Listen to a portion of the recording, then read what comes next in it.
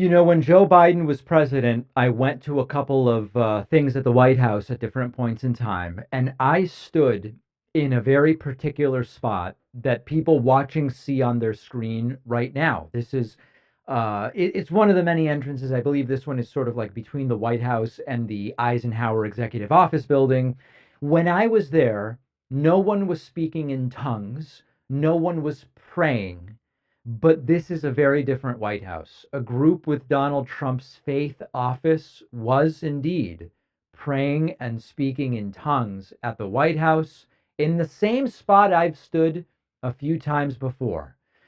If you're not familiar with what it means to speak in tongues, it's also known as glossolalia. Glossolalia. I'm not totally sure about the pronunciation.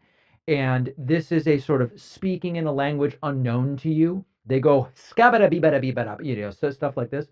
And it's often Pentecostal Christians that do it, or in what are called charismatic Christian traditions. Charismatic has a specific meaning in this context. It's not like, wow, what a charismatic person. But the idea is that the Holy Spirit is inside of you, and it is forcing these utterances in a language, stuff like this. So this is what happened at the White House, and this is the White House under Trump. It does sound like a medical event. It does sound like a stroke of some kind. So you'll hear the two women sort of primarily leading the prayer, and then in the background you'll hear people who I guess are not having a medical emergency. They are speaking in tongues. We just thank you right now, Lord, from the east, the west, the north, and the south. You will shake America with your power and your glory. We cancel every assignment of the enemy. This nation was. You hear that? Sada bada bada bada bada bada. That's the. I know it might not sound like it if you go sada bada bada bada. That is the Holy Spirit inside of you, forcing out these statements. To be one nation under God, and we are standing on the soil of the White House, and we are declaring your word. Every place that our foot will trod, you will give it to us, and we are taking the land. We thank you, oh Lord. You have brought us to the kingdom for a time such as this, and this is the time. And so we declare right now from the capital of our nation. Not later, mind you. They're declaring it right now. That America will come back to God. We will come back to God.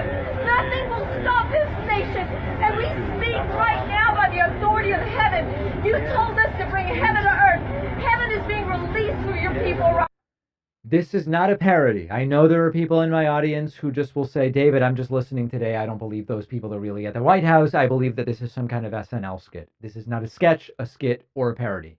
This is the White House under Donald Trump. Now, I don't, the irony is not lost on me, but it seems lost on these people that Iran, which has been in the news so much this week, Iran is run by radical theocrats, religious extremists. It is. But these people would turn the United States into a Christian version of that radical Iranian theocracy. It's just another flavor of it. These are not just visitors, by the way. These women, this group that it panned to. This is part of Donald Trump's religious outreach, officially tied to the administration, the faith office. And this is what they're doing in the seat of American government. Now, if you've ever been around charismatic Christian rituals, this it sounds like these are medical emergencies, a seizure, a stroke, something that warrants a call for help. But this is something being celebrated by Donald Trump's faith office. And, for all of the discussion as to, do we have separation of church and state or don't we? When we criticize Iran for being run by radical theocrats that suppress dissent and enforce religious morality and claim that their power comes from God, then we say this is okay when it is just a version of Christianity that wants to enforce religious morality as civil law and says that their power and their motivation and all of it also comes from God. What's the difference? Okay? But this is a little bit of a different administration in the sense that these people don't just believe the United States is a Christian nation. They believe that God literally put Trump in power, that Trump was quite literally selected out of anyone to be the president. And they want laws on abortion based on their religion. They want laws on LGBT rights. Education should be based on their religion. Immigration should be based on their religion. Let's let Christians come, but not others. All of this is dictated by that belief about civil law. This is why Trump's administration slashed reproductive rights, banned books, erased trans health care protections, declared that church groups should have more political power rather than less. It's not just because of policy, but there are people who believe Trump is doing God's work. So this is absurd. This is ridiculous, but it's also very dangerous because these are not random people in a church basement. This is the faith office at the White House in power. They don't want a democracy. Or if they do, they want a democracy where Christians are the ones that get votes, which isn't really a democracy, is it? They want a Christian version of Iran. And that should scare everybody who believes in what the founders actually intended. You know, for weeks now, discussions have focused on Trump's big, beautiful bill and its potential Medicaid cuts. However, a far more dangerous, overlooked provision in the bill exists. At ground.news/Pacman, you'll discover what MAGA lawmakers quietly included, a provision that could block federal judges from enforcing court orders unless a bond is posted. And if this passes, it could render Trump above the law.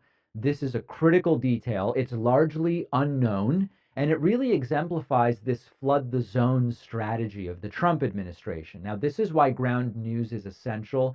It really is the best way to uncover buried information by showing you not just the story, but its origins across the political spectrum. You can see bias ratings, credibility scores, coverage timelines, and their browser extension also will flag potential bias when you're on a news site, sort of guiding you to more reliable sources for fact checking. Ground News gives you a smarter and more reliable way to stay informed.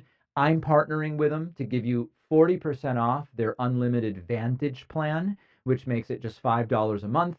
Visit ground.news/Pacman, scan the QR code, or use the code Pacman in the app to start.